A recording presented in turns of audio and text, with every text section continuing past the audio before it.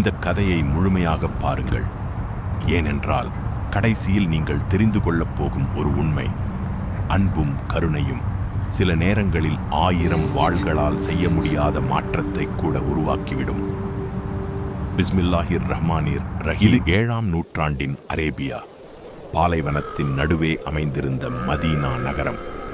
அமைதி, நீதி, இரக்கம் ஆகியவற்றின் மையமாக அது மாறிக்கொண்டிருந்தது.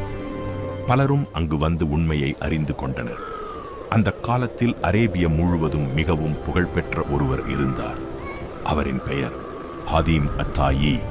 அவர் முஸ்லிம் அல்ல, ஆனால் விருந்தோம்பல், தாராள மனம், ஏழைகளுக்கு உதவுதல் ஆகிய நல்ல குணங்களால் அனைவராலும் மதிக்கப்பட்டவர். பசி என்றால் உணவு கொடுப்பார், பயணி என்றால் தங்க இடம் கொடுப்பார், தேவையுள்ளவரை ஒருபோதும் வெறுங்கையுடன் அனுப்பியதில்லை. அவருடைய புகழ் தொலைதூர நாடுகளுக்கு கூட பரவியிருந்தது. ஹாதீம் அத்தாயியின் கூடாரத்திற்கு சென்றால் பசியோடு திரும்ப மாட்டாய் என்று மக்கள் கூறுவார்கள். அவ்வளவு பெரிய வள்ளலாக அவர் வாழ்ந்தார். காலம் கடந்தது. ஹாதீம் அத்தாயி மரணமடைந்தார். ஆனால் அவருடைய நல்ல பெயர் மட்டும் மக்களின் இதயங்களில் உயிருடன் இருந்தது. அவருக்கு ஒரு மகன் இருந்தார். அவரது பெயர் அதி இப்னு ஹாதீம். மேலும் ஒரு மகள் இருந்தார். அவரது பெயர் சஃபானா. அதி தனது தந்தையைப் போல தலைவராக இருந்தார். ஆனால் இஸ்லாமை ஏற்றுக்கொள்ளவில்லை. முஸ்லிம்களை பற்றி பல தவறான எண்ணங்கள் அவரிடம் இருந்தன. அதனால் அவர் மதீனாவிற்கு வருவதையே தவிர்த்து வந்தார். ஒரு நாள் சில பழங்குடியினருக்கும் முஸ்லிம்களுக்கும் இடையே மோதல் ஏற்பட்டது. அந்த சம்பவத்தின் போது பலர் கைதிகளாக அழைத்து வரப்பட்டனர். அவர்களுள் ஒருவராக ஹாதீம் அத்தாயியின் மகள் சஃபானாவும் இருந்தார். சஃபானா மிகவும் கண்ணியமான பெண். தனது தந்தையின் நல்ல குணங்களையே நினைத்துக் கொண்டிருந்தார். தனக்கு என்ன நடக்கும் என்ற கவலை இருந்தாலும் அல்லாஹ்வின் மீது நம்பிக்கையை இழக்கவில்லை. கைதிகள் அனைவரும் மதீனாவிற்கு அழைத்து வரப்பட்டனர். அங்கு அவர்கள் மனிதாபிமானத்துடனும் மரியாதையுடனும் நடத்தப்பட்டனர். இது சஃபானாவுக்கு ஆச்சரியமாக இருந்தது. சில நாட்கள் கழித்து சஃபானாவுக்கு அல்லாஹ்வின் தூதர் அவர்களை நேரில் சந்திக்கும் வாய்ப்பு கிடைத்தது. அந்த ஒரு சந்திப்பு அவருடைய வாழ்க்கையை மட்டுமல்ல, அவருடைய சகோதரரின் வாழ்க்கையையும் பின்னர் வரலாற்றையே மாற்றப் போகிறது. சஃபானா அல்லாஹ்வின் தூதர் ஸல்லல்லாஹு அலைஹி வஸல்லம் அவர்களின் முன்னால் மரியாதையுடன் நின்றார். அவரது மனதில் பயமும் இருந்தது. அதே நேரத்தில் ஒரு நம்பிக்கையும் இருந்தது. அவர் பணிவுடன் கூறினார், அல்லாஹ்வின் தூதரே, நான் ஒரு தலைவரின் மகள்.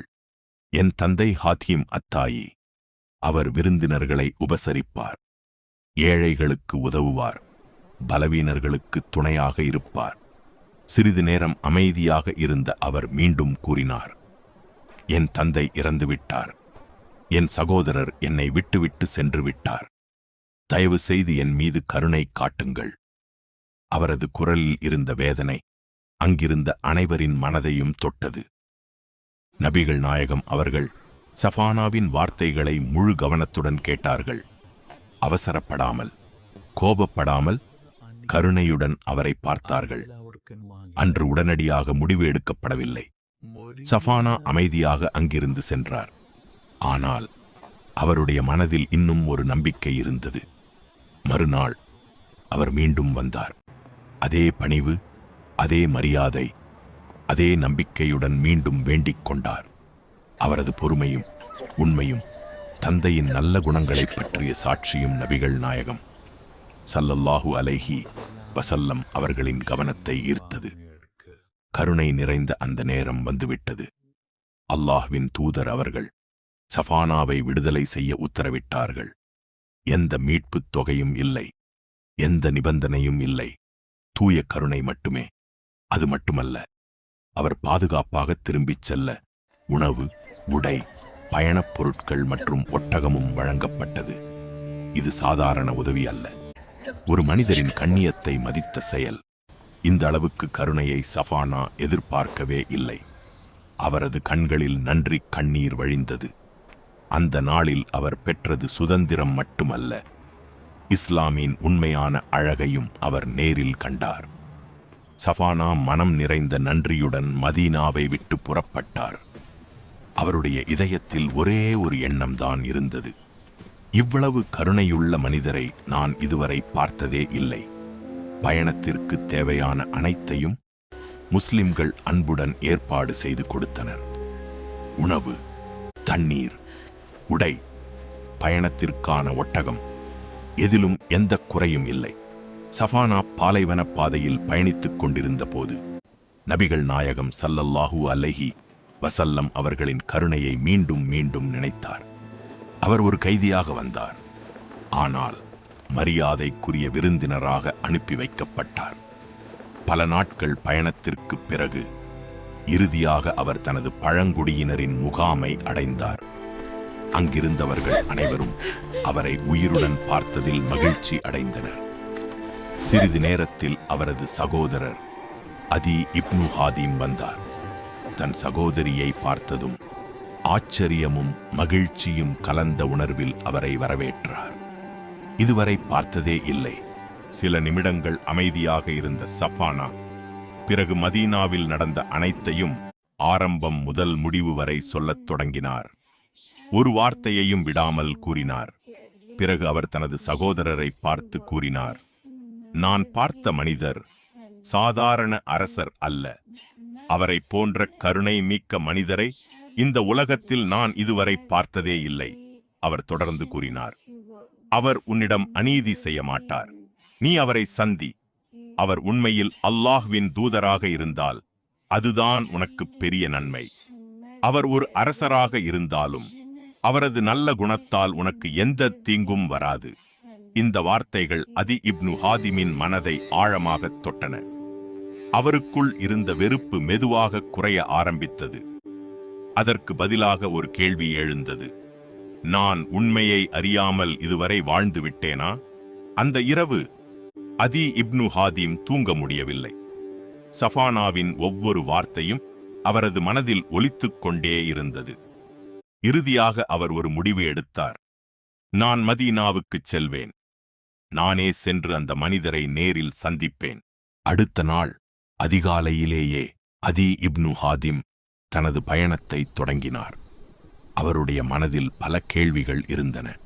ஆனால் அவற்றிற்கெல்லாம் பதில் கிடைக்கப் போகிறது என்பதை அவர் அப்போது அறிந்திருக்கவில்லை. நீண்ட பாலைவன பயணத்திற்குப் பிறகு மதீனா நகரம் அவரது கண்களுக்கு தென்பட்டது.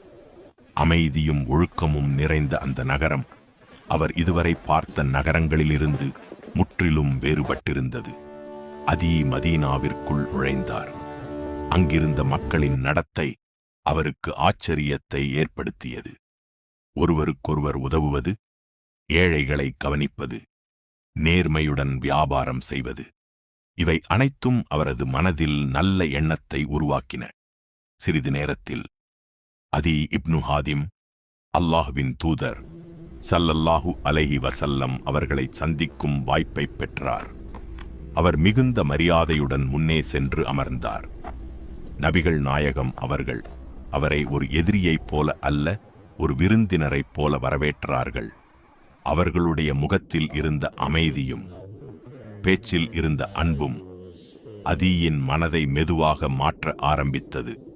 அவர்களுக்கிடையே நீண்ட உரையாடல் நடைபெற்றது. அல்லாஹ்வின் தூதர் ஸல்லல்லாஹு அலைஹி வஸல்லம் அவர்கள் இஸ்லாத்தின் உண்மையையும் நீதியையும் மனிதர்களிடம் கருணையுடன் நடப்பதின் முக்கியத்துவத்தையும் விளக்கினார்கள். ஒவ்வொரு வார்த்தையும் அதியின் இதயத்தை தொட்டது. அதி தனது மனதிற்குள் நினைத்தார், இவ்வாறு பேசுபவர் ஒரு சாதாரண அரசராக இருக்க முடியாது.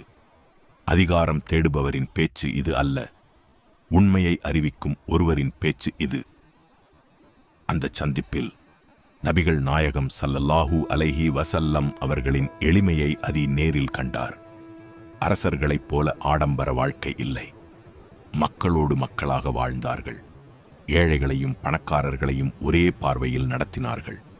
அந்த ஒரு சந்திப்பே அதி இப்னு ஹாதிமின் இதயத்தில் இருந்த சந்தேகங்களை நீக்கிவிட்டது. அவரது கண்களில் ஆனந்த கண்ணீர் பெருகியது. உண்மை அவரது இதயத்தில் தெளிவாக பதிந்தது. இறுதியாக அதீ இப்னு ஹாதிம் அல்லாஹ்வின் தூதர் ஸல்லல்லாஹு அலைஹி வஸல்லம் அவர்களின் முன்னிலையில் இஸ்லாத்தை ஏற்றுக்கொண்டார். ஒரு சகோதரியின் மனமார்ந்த வார்த்தைகள் நபிகள் நாயகம் ஸல்லல்லாஹு அலைஹி வஸல்லம் அவர்களின் கருணை, இந்த இரண்டும் சேர்ந்து ஒரு மனிதனின் வாழ்க்கையை என்றென்றும் மாற்றிவிட்டன. அதீ இப்னு ஹாதிம் இஸ்லாத்தை ஏற்றுக்கொண்ட செய்தி மதீனாவில் இருந்த முஸ்லிம்களுக்கு மகிழ்ச்சியை அளித்தது. அவர்கள் அனைவரும் அவரை அன்புடன் வரவேற்றனர். எந்த வெறுப்பும் இல்லை, எந்த பழிவாங்கும் எண்ணமும் இல்லை, சகோதரத்துவம் மட்டுமே இருந்தது. அதீ மதீனாவில் வாழ்ந்த மக்களின் வாழ்க்கையை நெருக்கமாக கவனித்தார். ஏழைகளுக்கு உதவுவது, அனாதைகளை பாதுகாப்பது, உண்மையை பேசுவது, வாக்குறுதியை காப்பது, இவை அனைத்தும் இஸ்லாம் மனிதர்களின் வாழ்க்கையை எவ்வளவு அழகாக மாற்றுகிறது என்பதை அவருக்கு புரிய வைத்தது. சில நாட்களுக்குப் பிறகு அதீ தனது சகோதரி சஃபானாவை மீண்டும் சந்தித்தார். அவருடைய முகத்தில் அமைதியும் இதயத்தில் ஈமானின் ஒளியும் இருந்தது. சஃபானா மகிழ்ச்சியில் கண்ணீர் வடித்தார். தான் கூறிய சில வார்த்தைகள் தனது சகோதரரின் வாழ்க்கையை முழுமையாக மாற்றியதை நினைத்து அல்லாஹ்வுக்கு நன்றி கூறினார். இந்த ஒரு கருணைச் செயல் ஒரு பெண்ணை விடுதலை செய்தது மட்டுமல்ல, ஒரு தலைவரின் இதயத்தையும் திறந்தது. ஒரு குடும்பத்தை உண்மையின் பாதைக்கு அழைத்துச் சென்றது. அன்பும் கருணையும் பல நேரங்களில் 1000 வாதங்களை விட வலிமையானவை என்பதை இந்த சம்பவம் நமக்கு கற்றுத் தருகிறது. நபிகள் நாயகம் அவர்கள் மக்களின் இதயங்களை வாளால் வெல்லவில்லை, அன்பால் வென்றார்கள். கடுமையால் அல்ல, கருணையால் வென்றார்கள். அதனால்தான் அவர்களை சந்தித்த எண்ணற்ற மனிதர்களின் வாழ்க்கை நிரந்தரமாக மாறியது. இந்த உண்மை சம்பவம் நமக்கு சொல்லும் மிகப்பெரிய பாடம் என்னவென்றால், நல்ல குணம் என்பது ஒரு மனிதனை மட்டுமல்ல, தலைமுறைகளையே மாற்றும் சக்தி கொண்டது. அல்லாஹ் நபிகள் நாயகம் ஸல்லல்லாஹு அலைஹி வஸல்லம் அவர்களின் உயர்ந்த ஒழுக்கத்தையும் கருணையையும் நம் வாழ்க்கையில் பின்பற்றும் பாக்கியத்தை நமக்கு வழங்குவானாக. ஆமீன். இந்த கதையை முழுமையாக பாருங்கள், ஏனென்றால் கதைக்குள் செல்ல கடைசியில் நீங்கள் தெரிந்து கொள்ளப் போகும் ஒரு உண்மை, அன்பும் கருணையும் சில நேரங்களில் 1000 வாள்களால் செய்ய முடியாத மாற்றத்தை கூட உருவாக்கிவிடும். பிஸ்மில்லாஹிர் ரஹ்மானிர் ரஹீம்.